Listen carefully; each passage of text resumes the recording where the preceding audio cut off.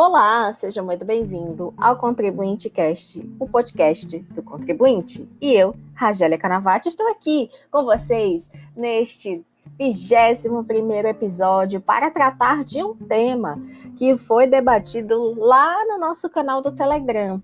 E eu digo mais. Houve sim uma disputa entre um outro tema que estava sendo proposto lá no nosso canal. E se você quiser fazer parte de forma ativa desse podcast, escolhendo os temas que vão ser abordados nos episódios, não deixa de participar do nosso canal, viu? Mas para tratar desse 21º episódio, eis que trago aqui um tema para vocês, eu diria que importante, principalmente se você for pessoa física. Você sabe o procedimento da malha fina em relação à declaração de ajuste anual? Pois é sobre esse assunto que a gente vai tratar nesse 21º episódio. Então, já vem comigo que eu vou te informar tudo sobre o tema cair na malha fina. E agora?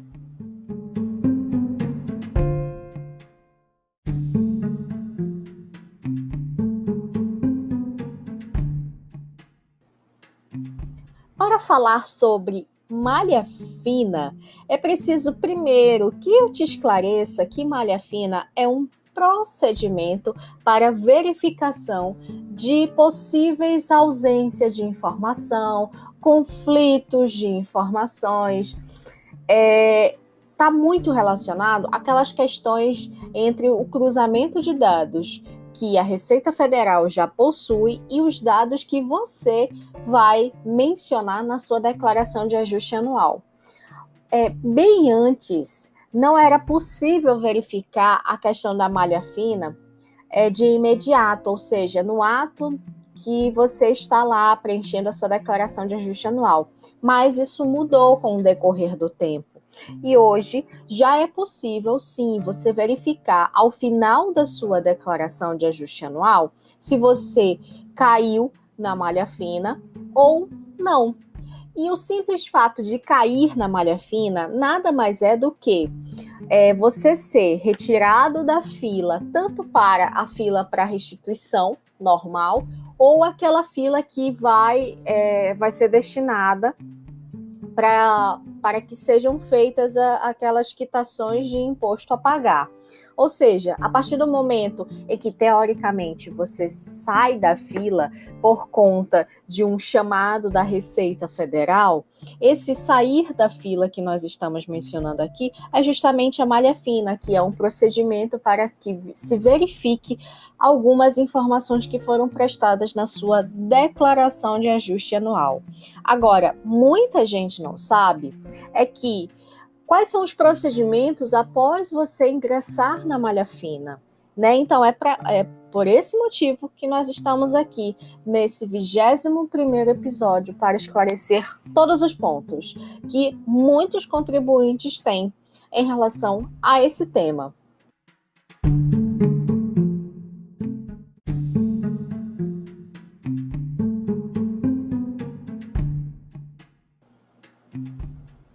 Quando ocorre o registro da malha fina, você fica sabendo efetivamente que você está na malha fina, que você caiu na malha fina. O que a Receita Federal recomenda? A Receita Federal, ela disponibilizou no site algumas instruções sobre malha fina. E principalmente o que ocorre após o contribuinte tomar ciência, porque a gente sabe que a ciência hoje em processos perante a Receita Federal, eles são feitos todos virtualmente, ou seja, naquela página do ECAC da Receita Federal. E o que é ECAC? Se você estiver me perguntando, é o Centro Virtual de Atendimento da Receita Federal.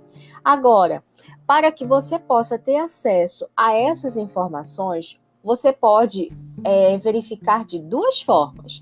A primeira delas é com o código de acesso. Esse código de acesso, ele vai ser solicitado no seu primeiro ingresso ao portal do ECAC, que fica dentro do site da Receita Federal.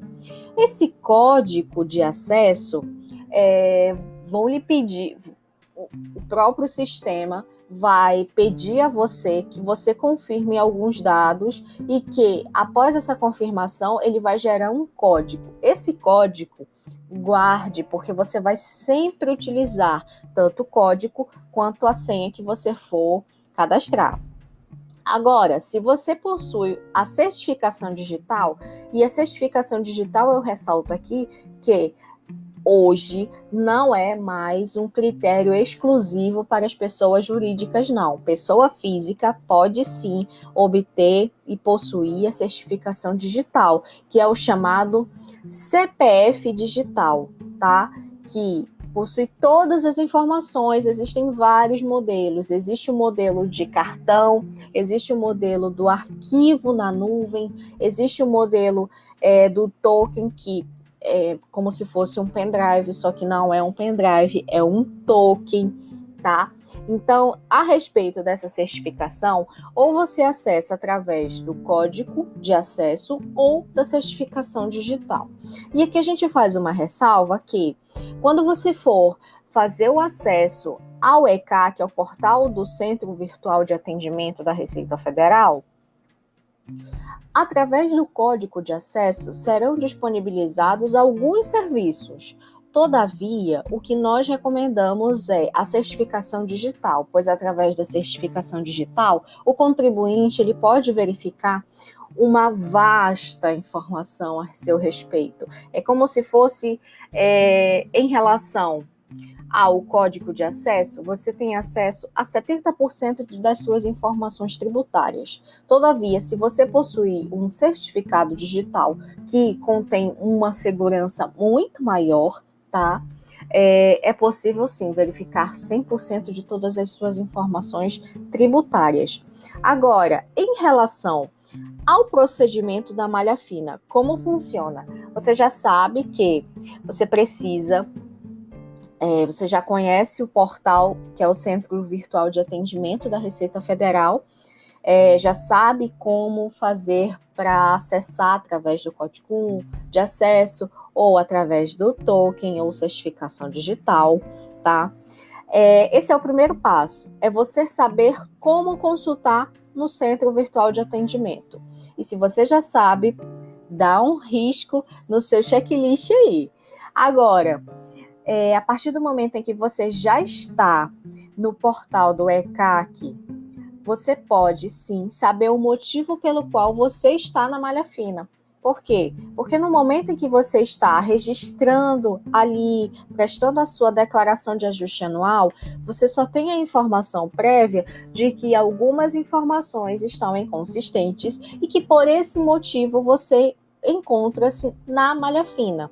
E eu retorno aqui a falar para vocês, malha fina é um processo em que a Receita Federal vai fazer a apuração de informações que porventura estão controversas em relação àquele encontro de dados que ela já possui, tá?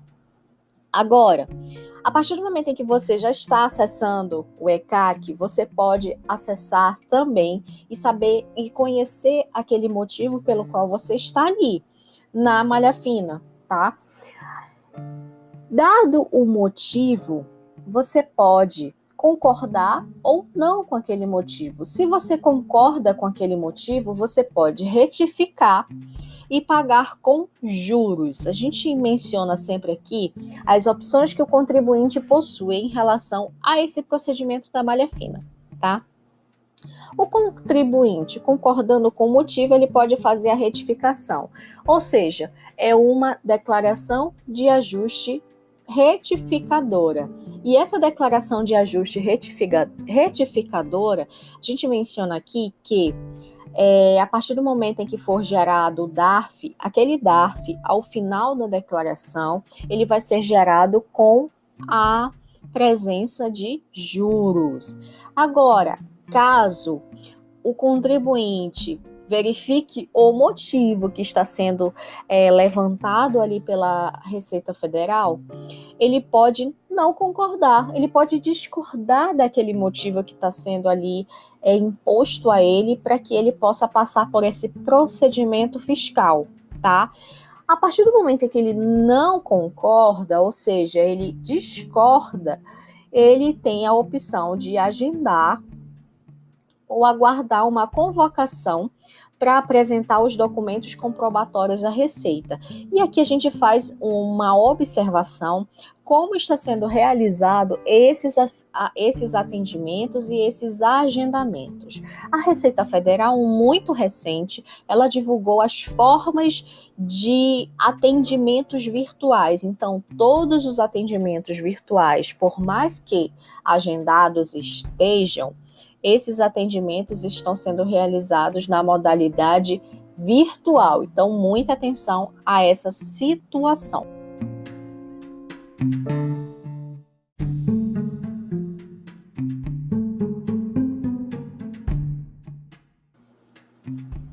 E na discordância daquele contribuinte em relação ao motivo que foi suscitado pela Receita Federal para que o mesmo estivesse em procedimento de malha fina, houve sim um agendamento, e esse agendamento, no agendamento, existe duas possibilidades. A primeira possibilidade, após esse agendamento, é a Receita aceitar as explicações daquele contribuinte. A Receita aceitando as explicações daquele contribuinte, a declaração do contribuinte ela será liberada, ou seja, se porventura ocorrer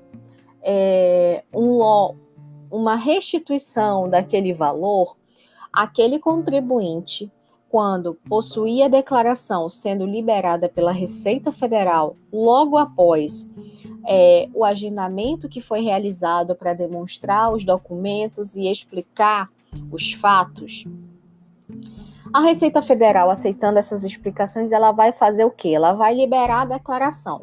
Quando ela libera a declaração, aquele valor que era restituível ali, ele passa a vigorar e ser chamado como lote residual. Então, aquele contribuinte, ele precisa observar a questão da liberação, não do lote normal, o lote convencional, que possui um calendário específico.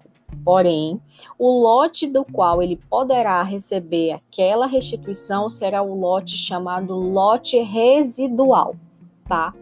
Agora, quando a gente trata em relação a outro caso em que a Receita Federal ela não aceitou as explicações daquele contribuinte, não concorda, discorda da apresentação de documentos, ou se realmente faltam alguns documentos que foram exigidos, tá? A Receita Federal ela cobra a diferença com juros e acrescenta a multa de 75%. E observe, essa multa ela varia entre 75% a 225% do valor do imposto devido a pagar. Então, é muito importante que o contribuinte esteja atento a essa questão de documentos comprobatórios, de explicações. Por quê? Porque se a Receita Federal ela não aceitar, ela vai cobrar a diferença com juros e sim acrescentar uma multa que pode ser de 75% a 225% do valor do que deveria ser pago. E se você está questionando, mas Ragélia, essa multa não é uma multa confiscatória? Bem, para muitos existem sim uma divergência entre o que é o princípio do não confisco, tá? E a legalidade e a má-fé do contribuinte. Então, muito se discute, tanto na seara do judiciário, quanto na seara do poder administrativo e até doutrinária. Mas observe, até que essa corrente possa efetivamente ser reconhecida através de um julgamento repetitivo do nosso Tribunal Superior, né, de nosso Superior Tribunal de Justiça e o Supremo Tribunal Federal, muita coisa demora, isso demora anos, tá? Então, é muito importante, fique atento a essas questões, não vá ficar desacompanhado por um advogado tributarista. Por quê? Porque esse profissional está habilitado para fazer a sua defesa, ainda que em sede administrativa perante a Receita Federal, como é o caso de um procedimento fiscal chamado malha fina.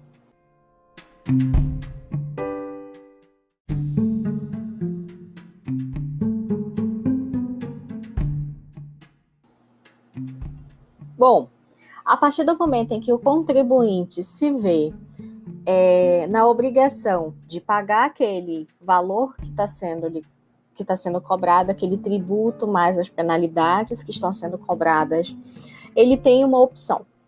Ou ele paga, e quando ele paga, a multa que eu falei aqui para vocês, ela tem um desconto de 50% à vista, e se for paga em 30 dias, né, um desconto de 40% a prazo. Isso no caso da opção do contribuinte optar em fazer o pagamento daquilo que está sendo cobrado, tá? Agora, o contribuinte também tem a opção de não pagar. E quando ele faz essa opção de não pagar, ele pode fazer, e aqui você vai observar muito mais presente a atuação do advogado tributarista, que quando o contribuinte ele opta por não pagar, nessa opção ele já pode, desde já, tentar impugnar aquela cobrança perante a delegacia de julgamento. Então, aqui vão ser realizados, através do advogado tributarista, a chamada impugnação de cobrança do feito. Tá? E nessa impugnação de cobrança do feito, ela é destinada à delegacia de julgamento.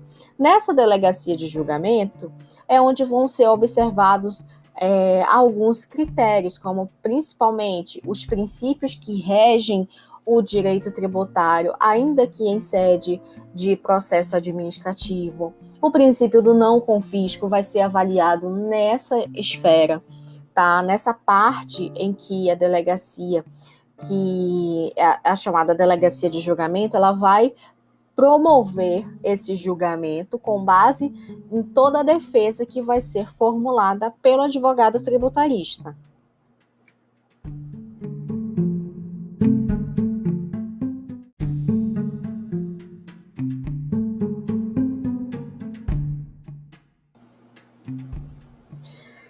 E comentando em relação ao que ocorrerá perante a delegacia de julgamento, a delegacia de julgamento ela pode realizar duas opções. Ela deu causa ao contribuinte. Se ela deu razão ao contribuinte, se ela julgou favorável àquela impugnação em prol do contribuinte, aquela cobrança ela é cancelada de imediato, tá? Agora, se porventura ela não deu causa ao contribuinte, ela realmente confirmou que existe sim que deve ser feita aquela cobrança, que aquela cobrança ela é necessária para o bom procedimento fiscal, né?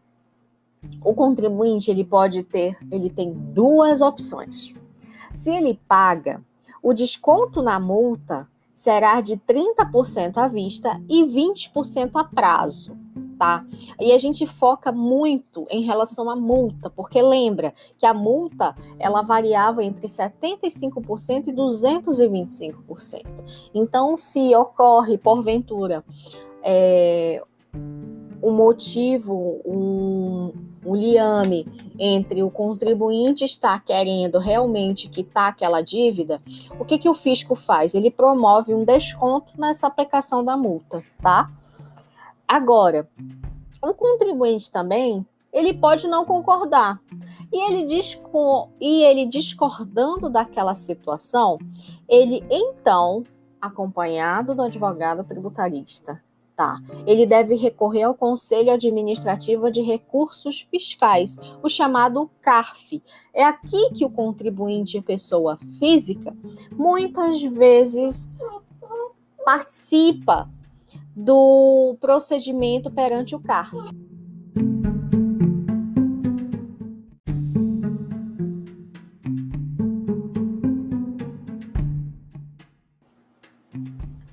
E a partir do momento em que aquele recurso for levado ao Conselho Administrativo de Recursos Fiscais, o chamado CARF, o CARF, então, ele promove o juízo de admissibilidade.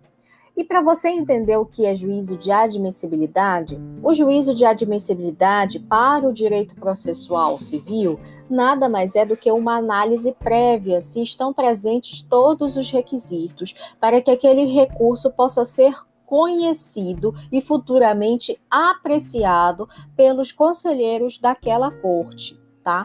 A gente lembra que para você vislumbrar quais são esses requisitos, é muito simples. Por exemplo, se existem todas as informações daquele contribuinte, se porventura todas aquelas informações relacionadas àquela cobrança estão ali levantadas naquele recurso. Por quê? Essas informações, elas são extremamente fundamentais e necessárias até para que os próprios conselheiros possam, sim, conhecer e apreciar, julgando se aquele recurso ele foi aceito, se aquele recurso não merece prosperar. Esse é um procedimento que muitos advogados já conhecem, só que causa ainda muita dúvida em relação aos contribuintes que, porventura, desconhecem essas formas processuais e procedimentais dessas cortes, tá? Agora, a partir do momento em que o recurso ele é aceito pelo juízo de admissibilidade daquele Conselho de Recursos Fiscais, tá? O que acontece?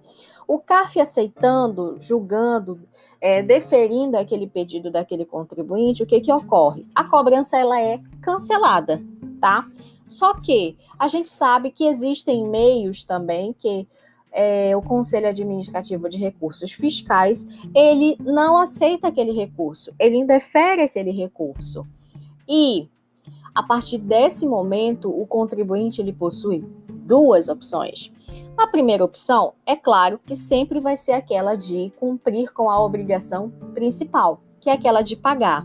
Quando o contribuinte ele opta pela obrigação de pagar, ele deve pagar o valor integral sem nenhum desconto. Observe, sem nenhum desconto, ou seja, aquela multa que foi aplicada a ele, seja de 75% ou de 225%, aqui ele não possui desconto nenhum sobre essa multa. Então ele vai ter que pagar o valor integral, e esse valor integral, ele sim, contém a multa que foi aplicada, tá bom? Agora, no caso do contribuinte, ele não aceitar, ele discordar daquela decisão que o Conselho Administrativo de Recursos Fiscais, ele manteve aquela decisão ali e o contribuinte não aceitou, discordou. O que o contribuinte pode fazer?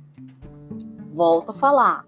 Através do seu advogado tributarista, o contribuinte ele pode recorrer à Câmara Superior de Recursos Fiscais.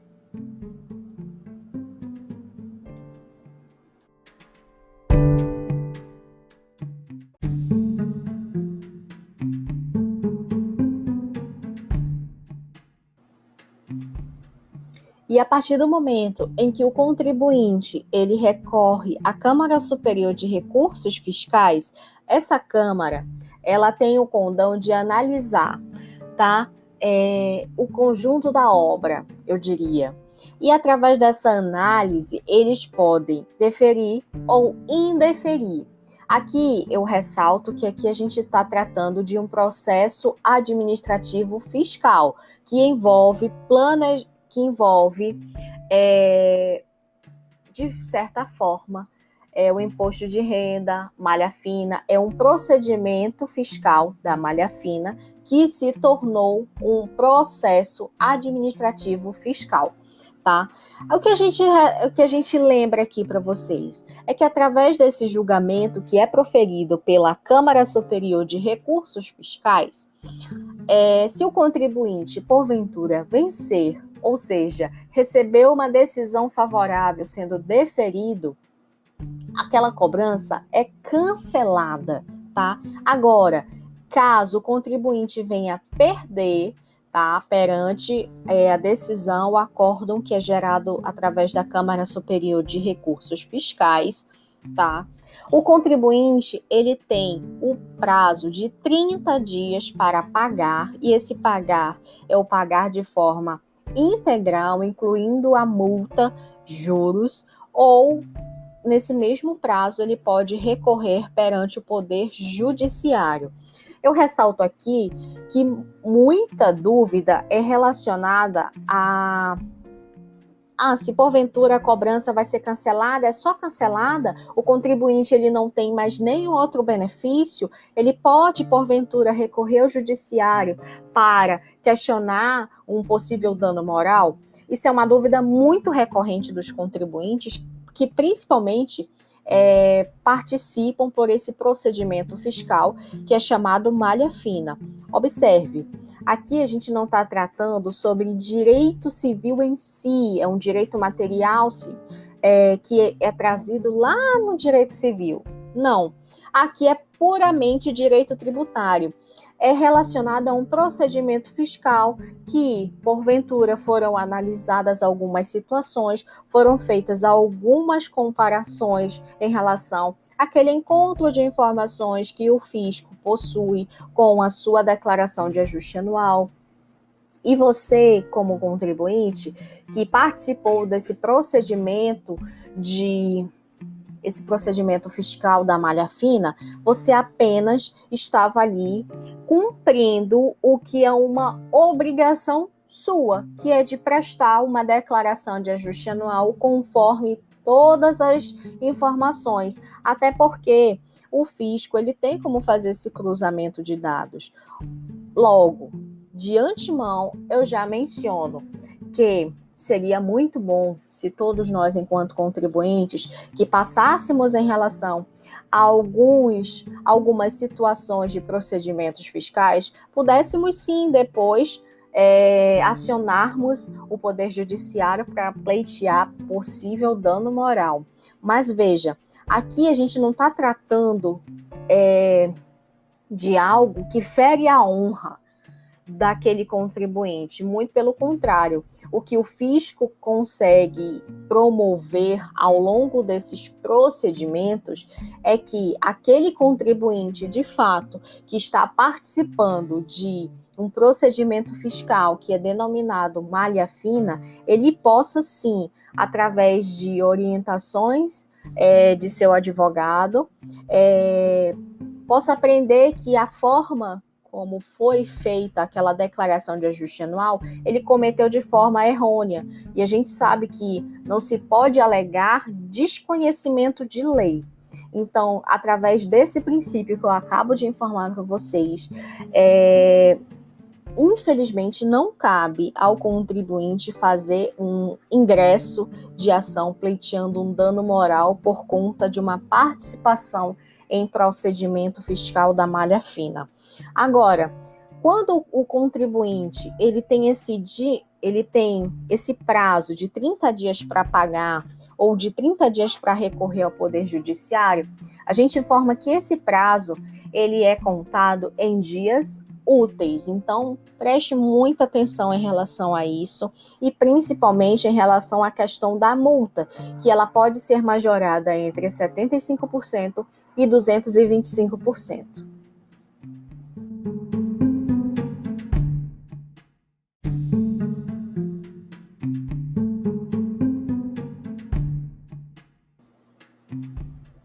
Então, é isso. Em relação a esse procedimento fiscal da malha fina, todas essas observações que nós informamos aqui nesse 21º episódio. A gente espera que realmente você possa ter entendido e, de fato, se tiver algumas dúvidas, não deixe de entrar em contato conosco através das nossas redes sociais, manda um direct pra gente, que a gente terá o maior prazer em te responder.